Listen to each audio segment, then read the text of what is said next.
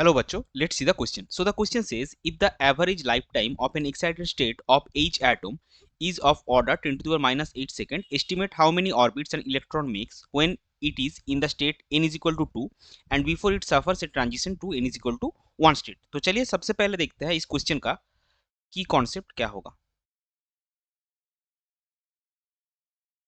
सो इस क्वेश्चन का की कॉन्सेप्ट है Bohr's theory. Now according to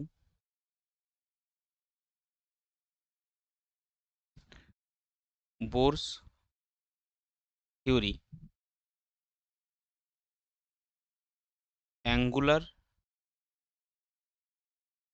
momentum is given by mvr and that is equal to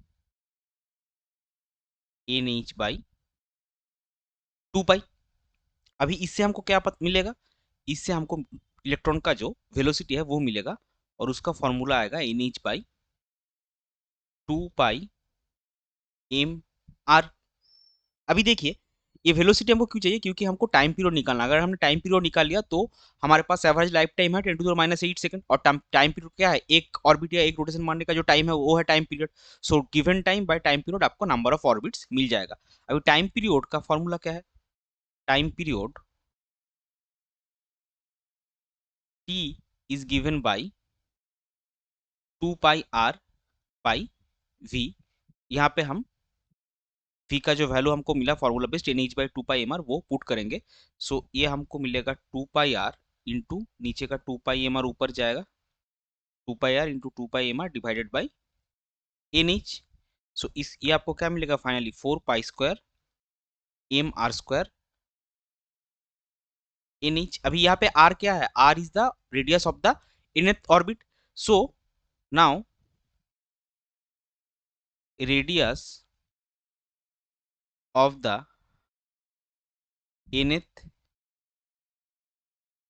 Bohr orbit r is equal to rn, you can say that will be r0 into n square. सो यहाँ पे r के जगह हमने r0 into n square का बिठाना है. सो हमको finally t क्या मिलेगा, सो t हमको मिलेगा 4 pi square m r0 n square whole square of that divided by nh and the final formula will be 4 pi square m r0 square n to the power 4 by n h, that will be 4 pi square m r0 square n cube by h. अभी देखिए हम सारे के सारे datas का values बिठाएंगे. सो पाई हमारा 3 है वो अलग बात है, लेकिन a0 r0 जो है, सॉरी a0 नहीं r0 जो है वो है बेसिक जो रेडियस है बोर ऑर्बिट का, फर्स्ट बोर ऑर्बिट का जो रेडियस है वो है आपका 5.3 into 10 to the power minus 11 metre. यहाँ पे n क्या है, n आपका 2 है क्योंकि the electron is at in state n is equal to 2. और आपका यहाँ पे h is Planck's constant, that will be 6.626 into 10 to the power minus 34 kg meter square second inverse, and m is the mass of electron, that is 9.1 into 10 to the power minus 31 kg. सो आपको finally अगर आप सारा data put करेंगे तो आपको T का value मिलेगा 4 into pi के लिए 3.14 square of that 4 pi square था into m that is 9.1 into 10 to the power minus 31 kg into a0 square that will be 5.3 into 10 to the power minus 11, sorry r0 square into 5.3 10 to the minus 11 metre whole square of that into n cube. So n was 2, n आपका 2 था तो N cube आपका आएगा 8, वो हम directly लिख रहे हैं. और ये आएगा आपका divided by Planck's constant h, that will be 6.626 into 10 to the power minus 34 kg metre square second inverse.